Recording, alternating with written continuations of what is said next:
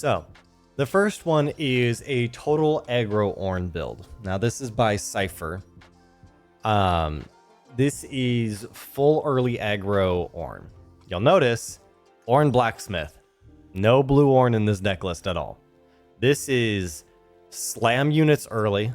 So you've got 6 2-drops, and then 3 3-drops, 3 4-drops. And the 3 and 4-drops that we're running, we can generally get them accelerated. Right? Drop order's pretty much always going to enter accelerated. Pit crew, you can almost always accelerate in this list. And then you have Plundering Poro, Lonely Poro, right?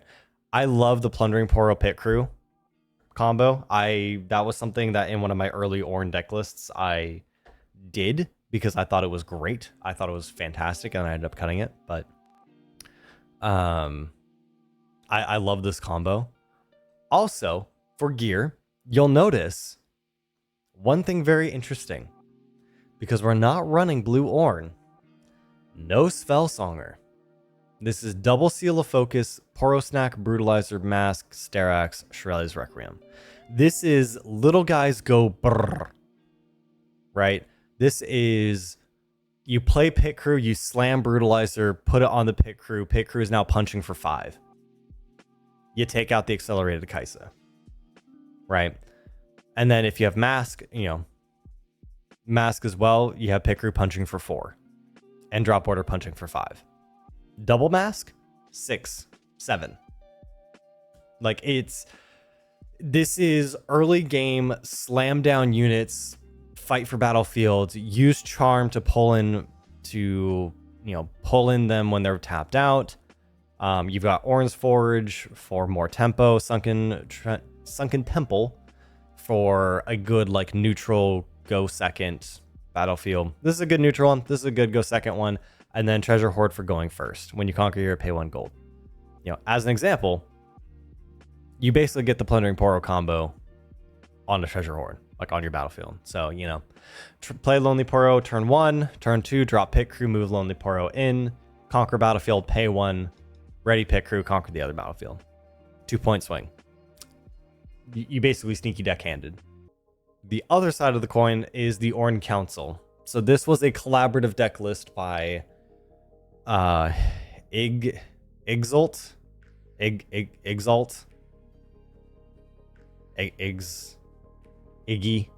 I don't know.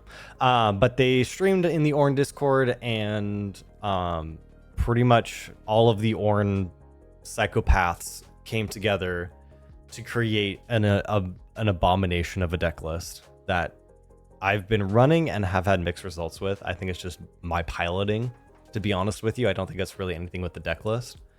But this is the Council of Ornn deck list. This is a mid-range take on Ornn. It is not a Tiana lock. It is not stalling. This is early pressure into mid-game pressure to try to close out the game. So you've got the 1 blue Ornn as your top end. Again, part of your top end, you're only running 3 top end cards, 2 Watchers, 1 Ornn. Spells, Charm does a lot of heavy lifting in this deck list of pulling units in, pushing units out. It's quite good. Defy, obviously, Defy is still the GOAT. Convergent Mutation. This was a card that I, in my early testing, put in Ornn, and then I realized that it got errated to increase its might until it equals the might of a friendly unit this turn.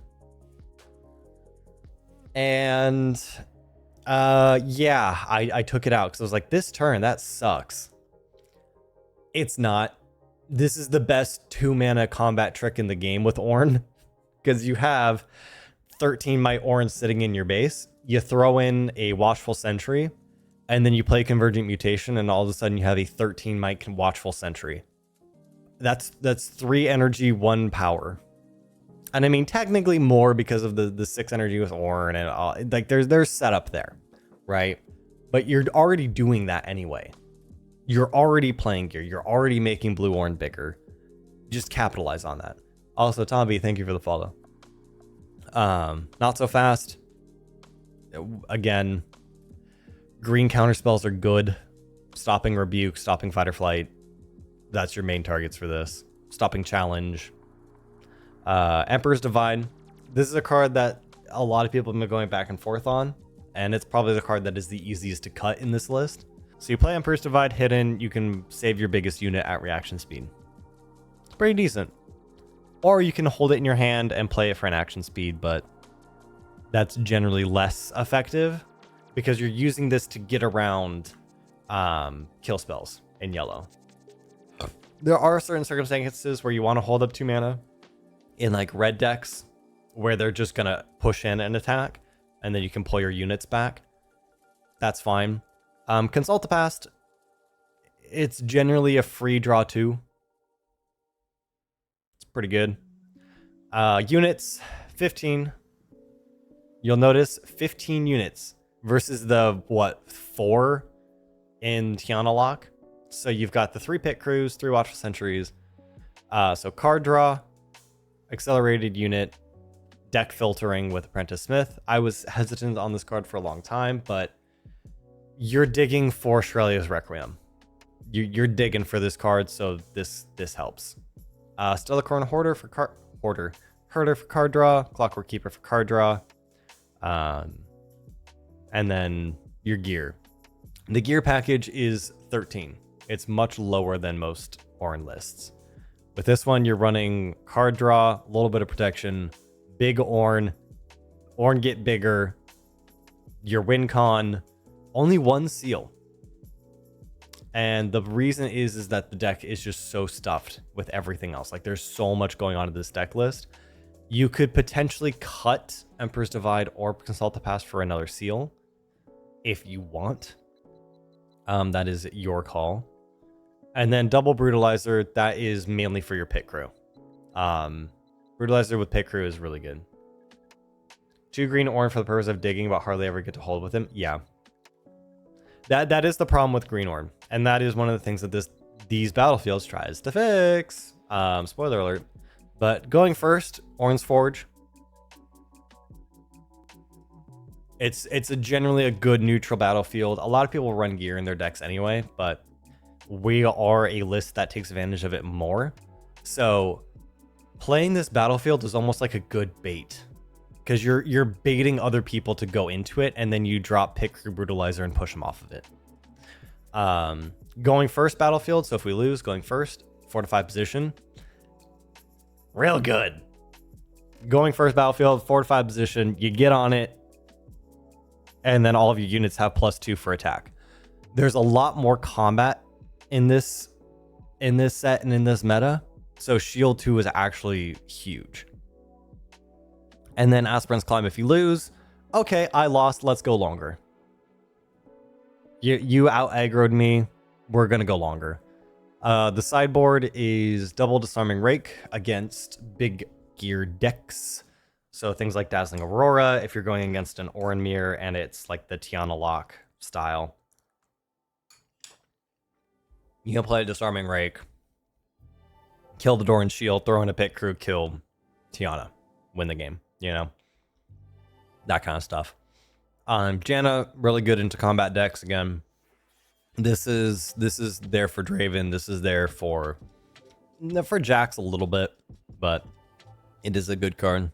Defy, again, the GOAT, not so fast, again, great. Forge Fire Cape is great against token decks. Time Warp. I'm hesitant to include Time Warp in this deck list going forward.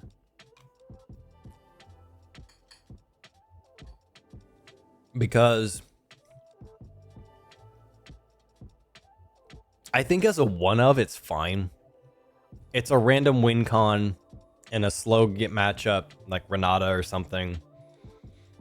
Slow matchup like Lux, Renata, where you just need to get to 6, get to 6, and then you conquer, go to 7, and then play Time Warp, Against something like Lux, like Victor, that's just super control-y, Time Warp can work. But it's there for the fringe matchups that you struggle with. But those are the 2 Ornn lists that have popped up. And then we have, the Best of Vegas list, which we can grab